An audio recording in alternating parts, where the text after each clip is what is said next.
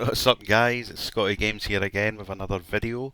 It's another Total Extreme Wrestling video. My WCW save, obviously. So, sorry it's been a wee while. I think it was about 3 weeks ago or something since I put up the last video. So, let's get into the new one. So, as you can see, last week we got a 56 rating for Nitro.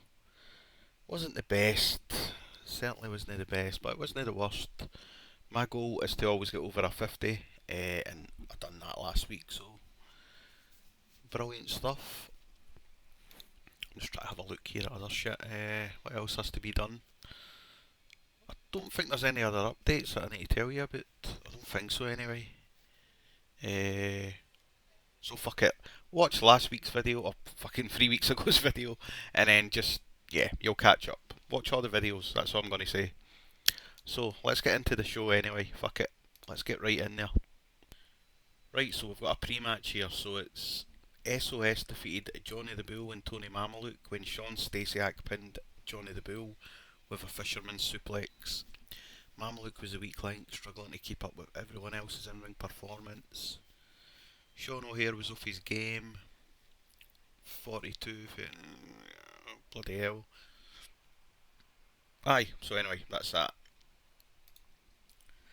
So then we have another pre-show match where the returning Lash LaRue lost to Colt Cabana by pinfall with a Colt 45. Bobby Heenan and Joey Styles have good chemistry. That's really good, by the way. I'm happy with that. Punk did some good work at ringside. Of course, CM Punk's managing Colt Cabana, obviously. So anyway, there you go. So then, another terrible pre-show match. Balls Mahoney defeated Tony DeVito with a Michinoku Driver 2, whatever that is. DeVito was off his game. So let's go into the main show, right? This is the main show.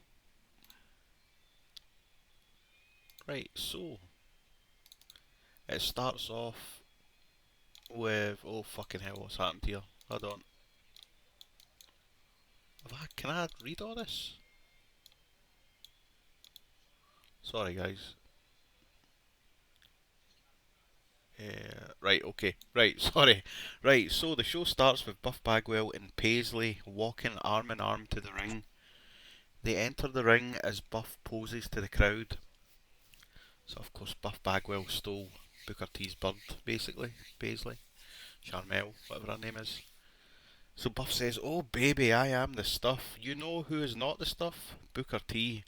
Look at my woman, guys. Look at the beautiful Paisley." Booker thought he could satisfy her, but let me be honest with you all, only one man can satisfy a woman, and that's me. The only thing in this world that would make me look even more buff is having that WCW heavyweight title around my waist, but I guess Paisley will have to do for now. Booker T then appears on the entrance ramp. He runs into the ring holding a baseball bat. Oh, fuck. So Buff says, "Hey, whoa, easy tough guy, hit me, come on big man, hit me. You really hate me so much, hit me." So Buff Bagwell's really trying to provoke Booker T to hit him. So Booker T looks very pissed off, but is trying to stop himself from attacking Buff. Buff says, "Ha, you're nothing but a coward. You see, Booker, this just goes to prove that Paisley means nothing to you. You're more focused on not losing the belt than you are winning her back. But guess what? After our steel cage match, you will not have either." Oh, fuck me, man. How did I do this? Hold on, sorry guys. Right. Fucking hell. Sorry. Right, so Booker says, "You know what, fool? I don't even care about this belt." Booker T is about to attack Bagwell when suddenly we see DDP run into the ring. DDP to the ring. Right, so DDP says, "Don't do it, bro. You won't have to wait long, bro." Okay, I'll say that Vince Russo. He wants you to hit him. He wants you to lose the belt. Kick his ass in the cage, but for now, let me do the hitting for you. Booker may not be able to put a hand on you, but I can. Buff looks worried. God's sake, man.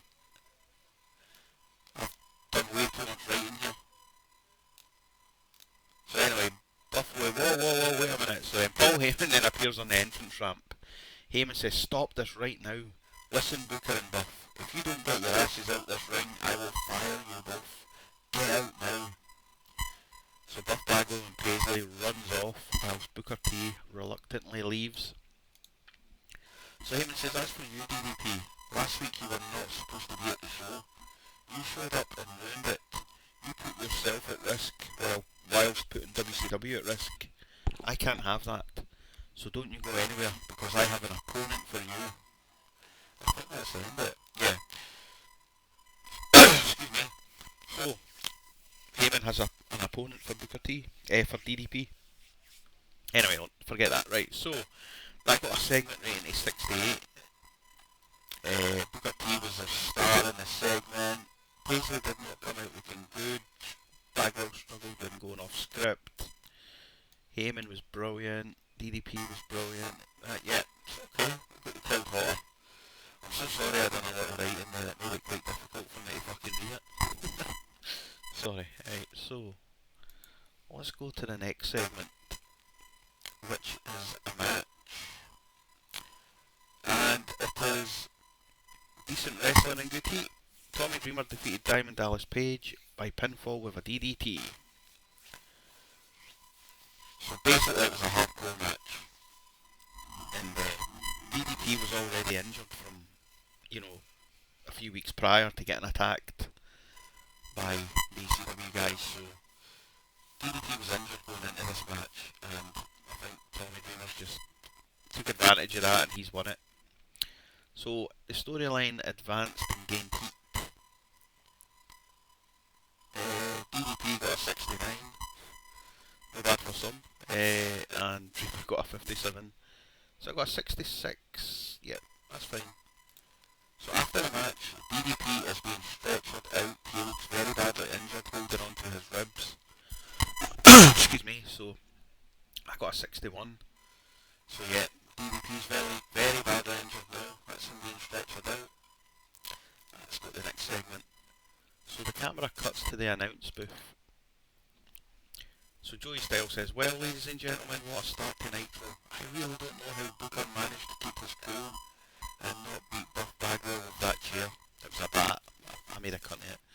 So he then says, "Listen, Styles, the reason Booker T didn't do anything is because he is a coward. Buff is the most superior man, and at Bash at the Beach, he's going to prove that."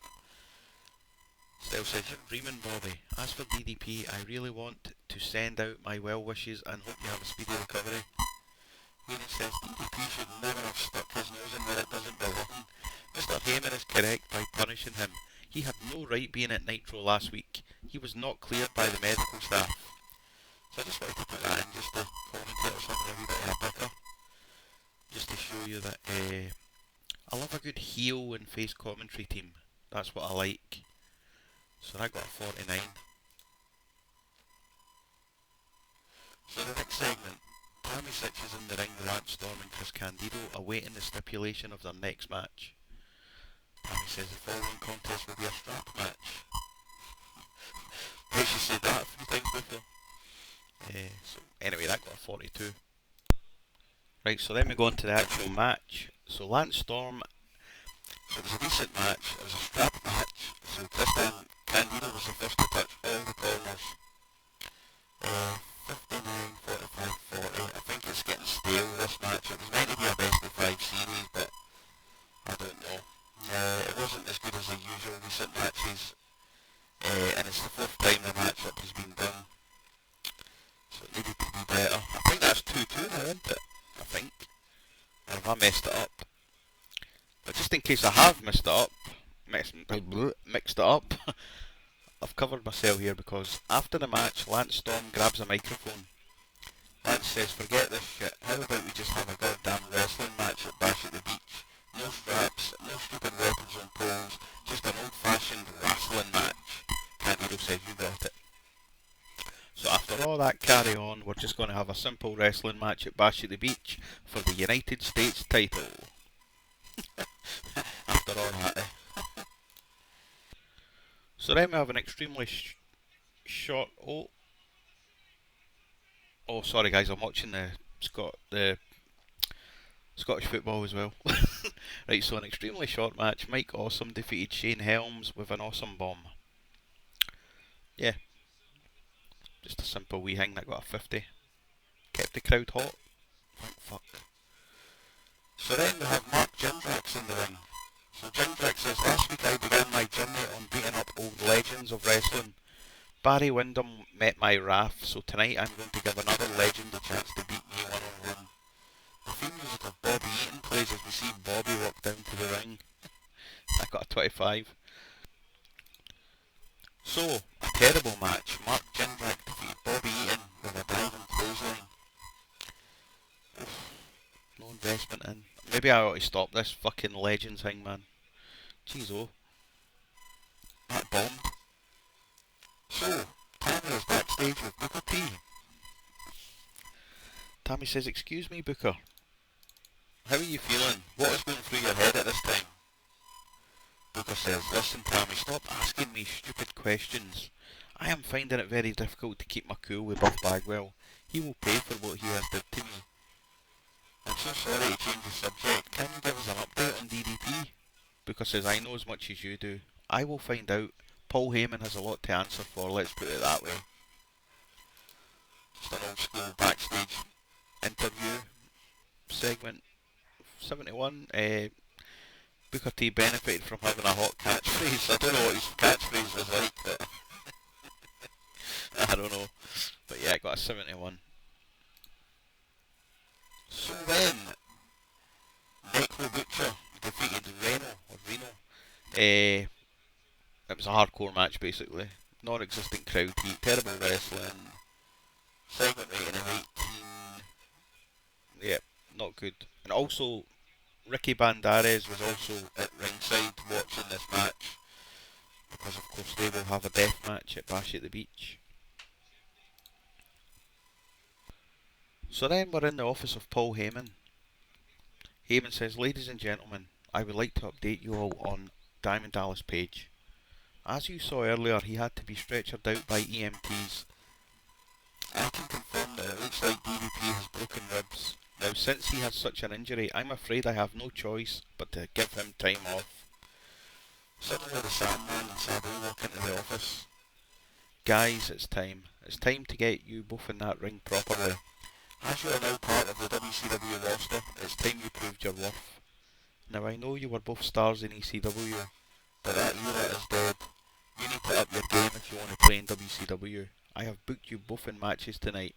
Sandman, you're up next. Get out there. So it looks like Paul Heyman, of course, really has got it in for DDP. He's hated him for day one just because of his age. He doesn't want anyone over 40. Anyway, I got a 45. Heyman enjoyed going off script.